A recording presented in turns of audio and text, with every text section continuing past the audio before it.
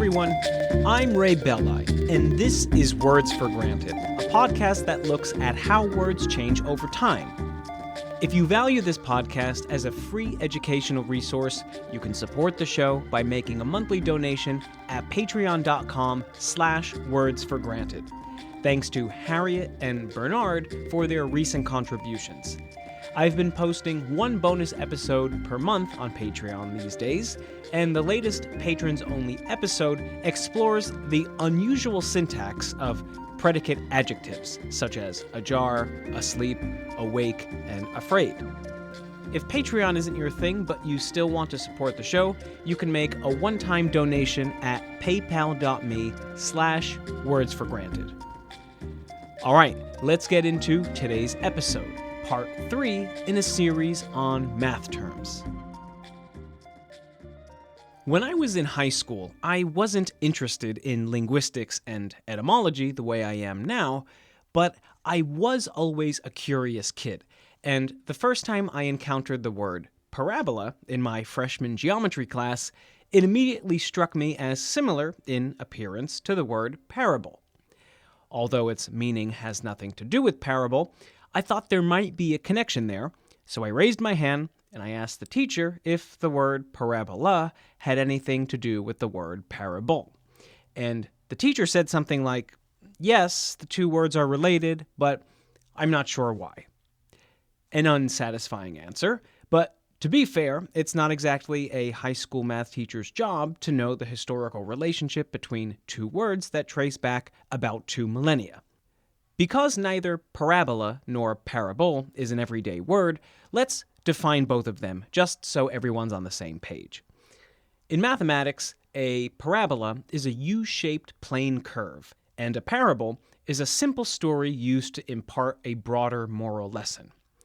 My definition of a parabola is very much a layperson's definition and not a mathematician's, so if we want a more technical definition of parabola, we can say it's a curve defined as the intersection of a cone with a plane parallel with its side. Anyway, aside from their appearance, these words have very little in common, aside from the fact that you might encounter both of them in a classroom. Nonetheless, my high school teacher was right. Parabola and parable are etymologically related. And they're not just etymologically related. They're etymological doublets, which means that they're two divergent forms of a single older word.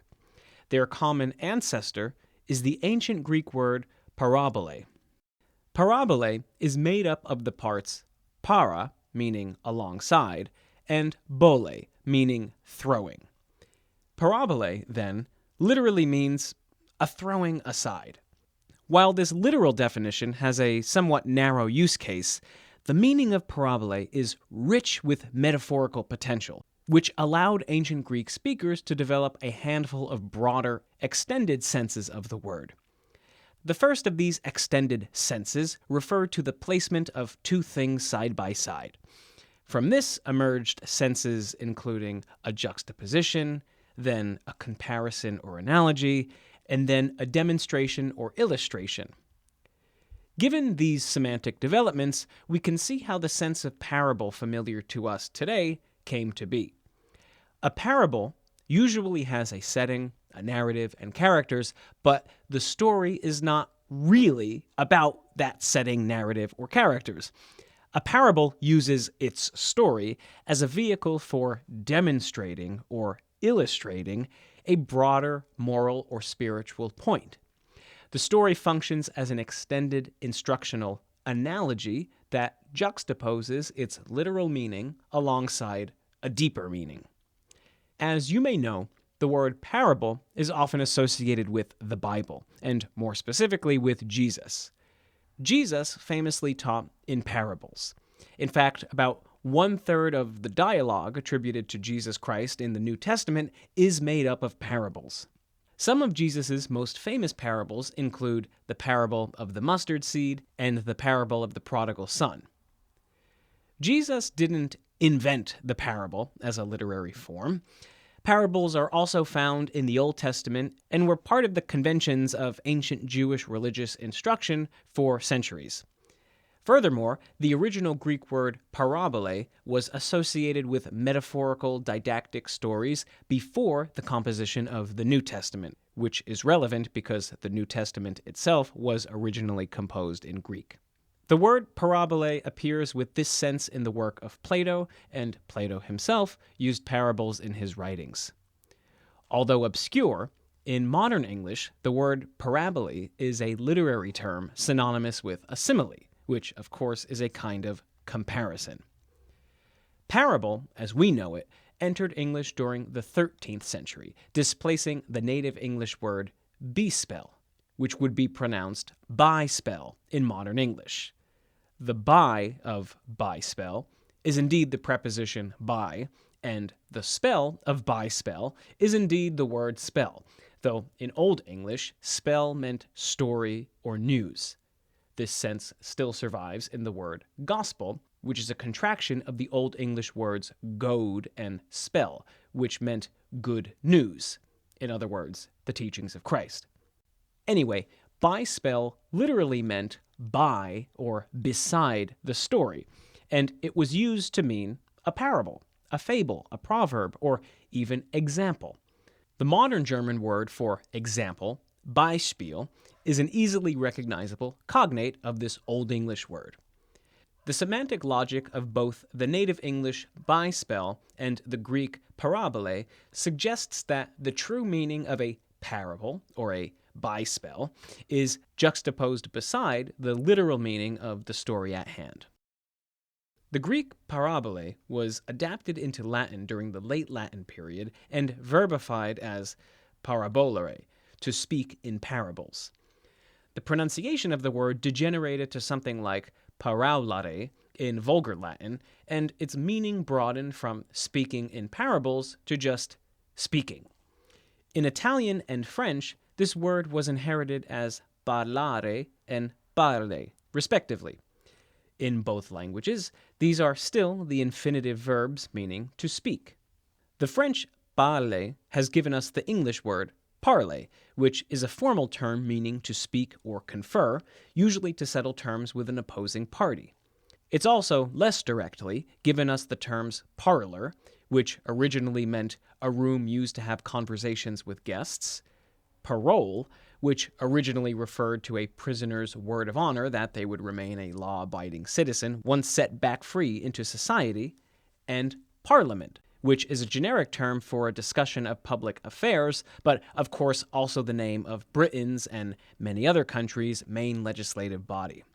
These are some pretty fascinating connections that, in one way or another, all ultimately stem from parabole's association with speech, which, keep in mind, is itself an extended metaphor of the word's original sense. But this sense associated with speech does not have anything to do with the meaning of parabola, which again is that U-shaped plane curve familiar to most of us through high school geometry class. So let's get back to this math term and see how it fits into the bigger picture here. The word parabola has been used to describe those U-shaped curves for over 2 millennia. Its earliest usage is by Apollonius of Perga, an ancient Greek mathematician who lived from the 3rd to 2nd centuries BCE. Apollonius is most famous for his work on conic sections, and a parabola is indeed a conic section. For those of you, like me, who need a refresher on what conic sections are, they're the different kinds of curves that you get when a flat plane intersects with a cone.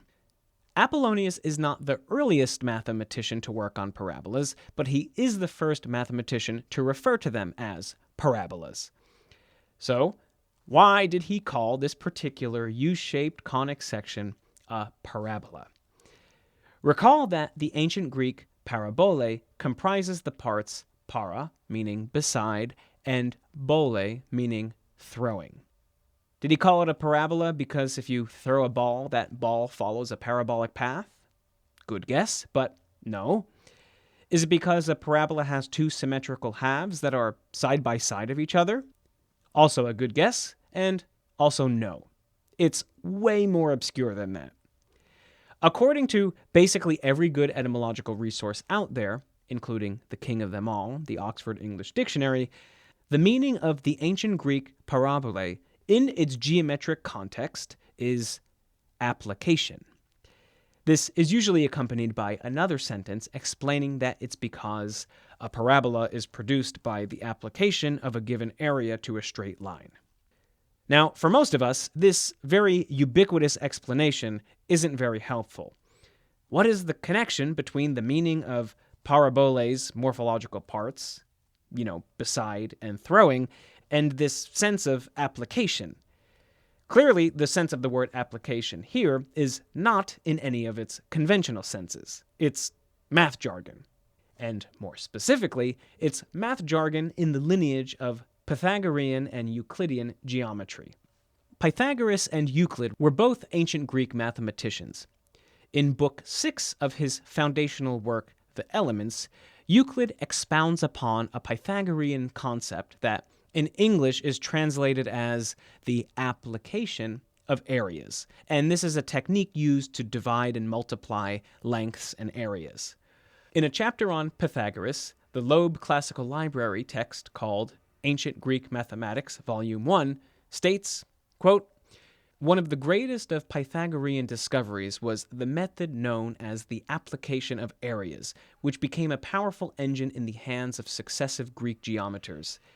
The geometer is said to apply an area to a given straight line when a rectangle or parallelogram equal to the area is constructed on that straight line exactly." End quote. If you're not mathematically inclined, don't worry, you don't need to understand exactly what that means, because I'm not really sure that I do either. All you need to know is that applying the area requires a geometer to draw a new shape alongside an original shape. These shapes are, ding, ding, ding, side by side. The second shape is set alongside the first one, and as we know, the original literal sense of the Greek parabole is a throwing beside. Well, the Greek verb that's translated into English as apply in the phrase to apply an area is parabolo, which is the verb form of parabole, which is of course the word that we've been dealing with all along. Parabolo meant to set side by side. So therein lies the very obscure connection between parabolas and parables. To all the high school teachers out there, like mine, who have inadequately answered the question, what's the connection between a parabola and a parable, you're definitely off the hook. Recall that the term parabola, in conjunction with the U-shaped plane curve, came from Apollonius, not Pythagoras or Euclid. Basically, this is because Apollonius was able to derive parabolas from cones by employing this application of areas method, and thus he used the term parabola to describe the curve he came up with. Parabola and parable are not the only pair of related words where one has a mathematical definition and the other has a literary definition. There are also hyperbola and hyperbole, and ellipse and ellipsis. Uncoincidentally, parabolas, hyperbolas, and ellipses are all conic sections, and they were all expounded upon by Apollonius. Interesting, huh? In the next episode, possibly episodes, depending on the length of my research, we'll take a look at these other pairs of words and explore how they developed.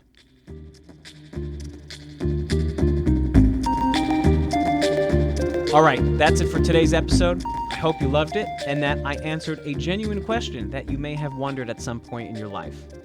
Again, if you want to support the show, there are bonus episodes released once a month at patreon.com/wordsforgranted, and there's always the option to make a one-time donation at paypal.me/wordsforgranted. Feel free to write me at wordsforgranted@gmail.com. Questions, comments, concerns, whatever, just say hi. And you can also follow the show on Twitter at wordsforgranted, where I post etymology of the day posts a couple times a week. Okay, thanks for listening, and catch you next time here at Words for Granted.